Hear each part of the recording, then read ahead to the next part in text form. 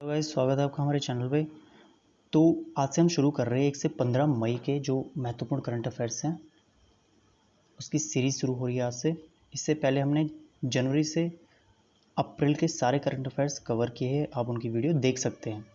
ठीक है, आप टेक्निकल के साथ साथ नॉन टेक भी कवर कीजिए, इससे बहुत फ़ायदा होगा। ठीक है, तो चलिए शुरू करते हैं आज की इस वीडियो को। तो आज का पहला क्वेश्चन है हमारा, कोविड-19 को विघटित करने के लिए माइक्रोवेव स्टेबलाइजर अतुल्य किसने विकसित किया है? तो अतुल्य विकसित किया है डीआरडीओ ने। ठीक है, बी ऑप्शन से हो जाएगा, डीआरडीओ ने अतुल्य विकसित किया है। डीआरडीओ का defence institute of advance technology यानी कि डीआईएटी डाइट पुणे ने कोविड-19 को विघटित करने के लिए अतुल्य विकसित किया है। ठीक है, देखते हैं अपना नेक्स्ट क्वेश्चन आज का। अंतर्राष्ट्रीय श्रमिक दिवस कब मनाया जाता है? International labour day. तो ये मनाया जाता है हमारा 1 मई को। ठीक है, ये ए ऑप्शन से हो जाएगा, 1 मई को अंतर्राष्ट्रीय श्रमिक दिवस मनाया जाता है। सबसे पहले कब मनाया गया था ये? तो ये मनाया गया था 4 मई 1886 को। ठीक है, तो चलिए देखते हैं नेक्स्ट क्वेश्चन। यश कार्यक्रम किसने लॉन्च किया? तो ये लॉन्च किया विज्ञान और प्रौद्योगिकी विभाग ने। ठीक है, विज्ञान और प्रौद्योगिकी विभाग ने। तो यश का पूरा नाम क्या है? Year of awareness on science and health. ठीक है, चलिए देखते हैं नेक्स्ट क्वेश्चन। किसानों को माल ढुलाई और आपूर्ति श्रृंखला से जोड़ने के लिए CSIR ने कौन सा ऐप लॉन्च किया है? तो कौन सा ऐप किया लॉन्च? तो ये किया है किसान सभा। इसमें क्या होगा? तो इसमें हेल्प मिलेगी जो किसान है उनको माल ढुलाई और आपूर्ति श्रृंखला से जुड़ने के लिए। ठीक है, CSIR। चलो देखते हैं नेक्स्ट क्वेश्चन अपना। किस मंत्रालय ने नए संसद भवन निर्माण के लिए क्लियरेंस दी है? तो अभी नया संसद भवन निर्माण हो रहा है तो उसको क्लियरेंस दी है पर्यावरण मंत्रालय ने। ठीक है, क्योंकि वहाँ काफ़ी पेड़ वगैरह आ रहे थे तो पर्यावरण मंत्रालय से उसकी मंजूरी मिलना बहुत ज़रूरी था, तो अभी दे दी गई है क्लियरेंस। ठीक है, देखते हैं नेक्स्ट क्वेश्चन। विश्व प्रेस स्वतंत्रता दिवस कब मनाया जाता है? तो विश्व प्रेस स्वतंत्रता दिवस मनाया जाता है 3 मई को। ठीक है, ये ऑप्शन से हो जाएगा, 3 मई को विश्व प्रेस स्वतंत्रता दिवस मनाया जाता है। ठीक है, तो इस समय का जो थीम था, इस टाइम का थीम था, वो था जर्नलिज्म विदाउट फियर और फेवर। ठीक है, जर्नलिज्म विदाउट फियर और फेवर। चलो देखते हैं नेक्स्ट क्वेश्चन। ऑडियोथॉन वेबिनार किस मंत्रालय ने लॉन्च किया है? तो किस मंत्रालय ने लॉन्च किया है? तो ये किया है जल शक्ति मंत्रालय ने। ठीक है, बी ऑप्शन सही हो जाएगा, जल शक्ति मंत्रालय।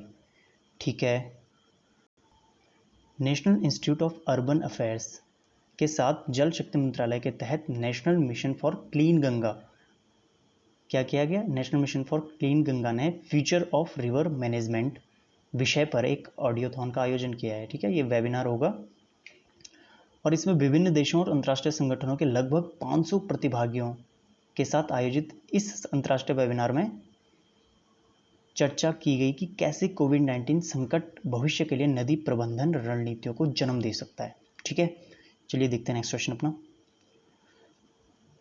मुख्यमंत्री शहरी रोजगार गारंटी योजना किस राज्य ने शुरू की है?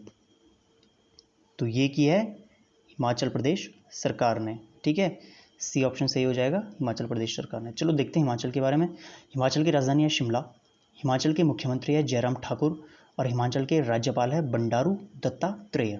ठीक है, देखते हैं नेक्स्ट क्वेश्चन अपना। विश्व प्रेस स्वतंत्रता पुरस्कार के लिए यूनेस्को ने किसे चुना है? प्रेस स्वतंत्रता पुरस्कार, तो ये चुना है जिनेत विदोया लीमा। ठीक है, ए ऑप्शन सही हो जाएगा, जिनेत विदोया लीमा। तो ये पुरस्कार ऐसे व्यक्ति को दिया जाता है या ऐसी संस्था को दिया जाता है जिसने प्रेस स्वतंत्रता को बढ़ावा देने में योगदान दिया हो। ठीक है, ये पुरस्कार गठित किया गया था 1997 में। ठीक है, चलिए देखते हैं नेक्स्ट क्वेश्चन। भारतीय नौसेना ने मालदीव में फंसे भारतीयों को वापस लाने के लिए कौन सा ऑपरेशन शुरू किया? तो कौन सा ऑपरेशन शुरू किया? समुद्र सेतु। ठीक है, सी ऑप्शन सही हो जाएगा, समुद्र सेतु। अब हमारे नौसेना प्रमुख कौन है? तो नौसेना प्रमुख हैं एडमिरल करमबीर सिंह। ठीक है, चलिए देखते हैं नेक्स्ट क्वेश्चन। नागरिक उड्डयन महानिदेशालय ने कौन सा पोर्टल लॉन्च किया है, यानी कि DGCA। तो कौन सा पोर्टल लॉन्च किया है? तो ये किया है गरुड़ पोर्टल। ठीक है, ए ऑप्शन से हो जाएगा, गरुड़ पोर्टल लॉन्च किया है DGCA ने। तो गरुड़ का पूरा नाम क्या होता है? Government authorization for relief using drones. यानी कि DGCA क्या देगा कि जो रिलीफ यूजिंग है, मतलब जो कोविड-19 में जो इसका यूज किया जाएगा ड्रोन्स का, तो उसके लिए क्या दिया जाएगा? गवर्नमेंट ऑथराइजेशन दी जाएगी। ठीक है, चलिए देखते हैं नेक्स्ट क्वेश्चन। किस राज्य सरकार ने निगाह योजना आरंभ की है? तो निगाह योजना आरंभ की है हिमाचल प्रदेश सरकार ने। ठीक है, डी ऑप्शन से हो जाएगा, हिमाचल प्रदेश सरकार ने निगाह योजना शुरू की है। तो इस कार्यक्रम में क्या होगा? तो इस कार्यक्रम का उद्देश्य उन लोगों के परिवार के सदस्यों को जागरूक करना है जो देश के अन्य हिस्सों से आ रहे हैं, जो देश के अन्य हिस्सों से हिमाचल प्रदेश में आ रहे हैं, तो उनको क्या करना है? जागरूक करना है परिवार के सदस्यों को। ठीक है, चलिए देखते हैं नेक्स्ट क्वेश्चन। 2020 का फीचर फोटोग्राफी के लिए पुलित्जर पुरस्कार किसने जीता? तो ये जीता दार यासिन ने, मुख्तार खान ने और चन्नी आनंद ने। ठीक है, इसका मतलब उपरोक्त सभी ने क्या जीता? 2020 का फीचर फोटोग्राफी के लिए पुलित्जर पुरस्कार। ठीक है, चलिए देखते हैं नेक्स्ट क्वेश्चन। आर्कटिका M उपग्रह को कौन लॉन्च करेगा? तो आर्कटिका M उपग्रह को लॉन्च करेगा रूस। ठीक है, रशिया इसको लॉन्च करेगा। तो इसमें होगा क्या? तो इसमें होगा ये कि जो आर्कटिक जलवायु और पर्यावरण की निगरानी के लिए इसको लॉन्च किया जाएगा। ठीक है, तो देखते हैं रशिया के बारे में। रशिया के जो राष्ट्रपति हैं वो हैं व्लादिमीर पुतिन। रशिया की कैपिटल है मॉस्को और रशिया की जो करेंसी है, यानी कि जो मुद्रा है, वो है रशियन रूबल। ठीक है, देखते हैं नेक्स्ट क्वेश्चन। लोक लेखा समिति का चेयरमैन किसे नियुक्त किया गया है? तो ये नियुक्त किया गया अधीर रंजन चौधरी को। ठीक है, जो कि कांग्रेस के लीडर हैं, उनको लोक लेखा समिति का अध्यक्ष नियुक्त किया गया है। ठीक है, यानी कि पहले थे ये, इनको 1 वर्ष के लिए फिर से एक्सटेंशन दी गई है। अब लोक लेखा समिति क्या होगी? तो लोक लेखा समिति एक संसदीय समिति है जो भारतीय सरकार के खर्चों की लेखा परीक्षा करती है। ठीक है, इसमें कितने सदस्य होते हैं? इसमें होते हैं टोटल 22 सदस्य, 22। ठीक है, 15 लोकसभा से और 7 राज्यसभा से होते हैं। ठीक है, और लोक लेखा समिति का जो चेयरमैन है इसको नियुक्त करता है लोकसभा के अध्यक्ष। ठीक है, चलो देखते हैं नेक्स्ट क्वेश्चन। आयुष कवच एप्लीकेशन कौन लॉन्च करेगा? या आयुष कवच एप्लीकेशन किसने लॉन्च की? तो ये लॉन्च की है उत्तर प्रदेश सरकार ने। ठीक है, डी ऑप्शन से हो जाएगा, उत्तर प्रदेश सरकार ने। तो चलिए देखते हैं उत्तर प्रदेश के बारे में। उत्तर प्रदेश की राजधानी है लखनऊ। उत्तर प्रदेश के मुख्यमंत्री हैं योगी आदित्यनाथ और उत्तर प्रदेश की राज्यपाल हैं आनंदीबेन पटेल। ठीक है, नेक्स्ट क्वेश्चन। दुनिया भर में फंसे भारतीयों को देश में वापस लाने के उद्देश्य से भारत सरकार ने कौन सा अभियान लॉन्च किया है? तो कौन सा अभियान लॉन्च किया है? वंदे भारत मिशन। ठीक है, Vande Bharat mission, B option सही हो जाएगा। इसमें क्या क्या किया गया कि जितने भी दुनिया भर में फंसे भारतीय हैं उनको वापस लाया गया। ठीक है, वंदे भारत मिशन के जरिए। ठीक है, देखते हैं नेक्स्ट क्वेश्चन। विश्व रेड क्रॉस दिवस कब मनाया जाता है? तो विश्व रेड क्रॉस दिवस मनाया जाता है 8 मई को। ठीक है, ए ऑप्शन सही हो जाएगा, 8 मई को। तो ये क्यों मनाया जाता है? तो जैसे विश्व रेड क्रॉस और इसको रेड क्रिसेंट दिवस भी बोला जाता है। ठीक है, प्रतिवर्ष लोगों को किसी भी समय कहीं भी मदद करने के लिए दुनिया भर के अधिकारियों और स्वयंसेवकों के असाधारण योगदान और अविश्वसनीय उपलब्धियों को पहचानने के लिए मनाया जाता है। ठीक है, चलिए देखते हैं नेक्स्ट क्वेश्चन। विशाखापत्तनम गैस त्रासदी में कौन सी गैस का रिसाव हुआ था? तो कौन सी गैस का रिसाव हुआ था इसमें हुआ था स्टाइरिन गैस का। ठीक है, स्टाइरिन गैस को विनाइल बेंजीन, इथाइल बेंजीन या फिनाइल बेंजीन के नाम से भी जाना जाता है। ये एक रंगहीन और गंधहीन गैस होती है। ठीक है,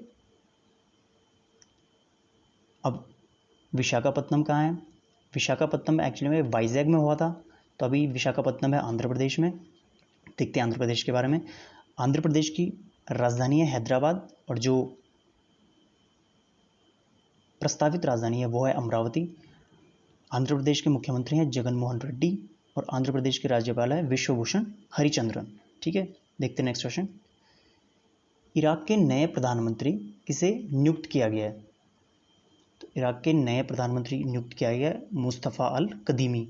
ठीक है, ए ऑप्शन सही हो जाएगा, मुस्तफ़ा अल कदीमी। तो देखते हैं इराक के बारे में। इराक की राजधानी है बगदाद। इराक के राष्ट्रपति हैं बरहम सलीह और इराक की करेंसी है इराकी दिनार। ठीक है, चलिए देखते हैं नेक्स्ट क्वेश्चन। 37 एयरफील्ड्स को आधुनिक बनाने के लिए रक्षा मंत्रालय ने किसके साथ समझौता किया है?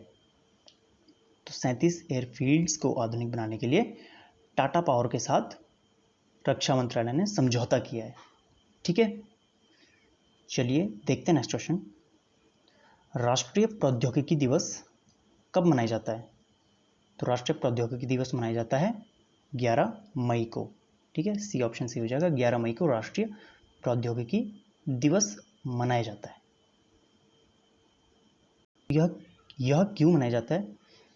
इसलिए मनाया जाता है कि पोखरण में, राजस्थान के पोखरण में 11 से 13 मई 1998 में आयोजित ऑपरेशन शक्ति, ठीक है, परमाणु परीक्षण के 5 परमाणु परीक्षणों में से पहले परीक्षण की याद में हर वर्ष मनाया जाता है। ठीक है, जो परमाणु परीक्षण हुए थे पोखरण में, तो उनकी याद में मनाया जाता है। ठीक है, देखते हैं नेक्स्ट क्वेश्चन। ध्रुव नामक यूवी आधारित सैनिटाइजर किसने विकसित किया है? तो यूवी यानी कि अल्ट्रावायलेट आधारित सैनिटाइजर विकसित किया है डीआरडीओ ने। ठीक है, बी ऑप्शन से हो जाएगा, डीआरडीओ ने ध्रुव नामक यूवी आधारित सैनिटाइजर विकसित किया है। ठीक है, देखते हैं नेक्स्ट क्वेश्चन। प्राणवायु कार्यक्रम किस राज्य ने लॉन्च किया है?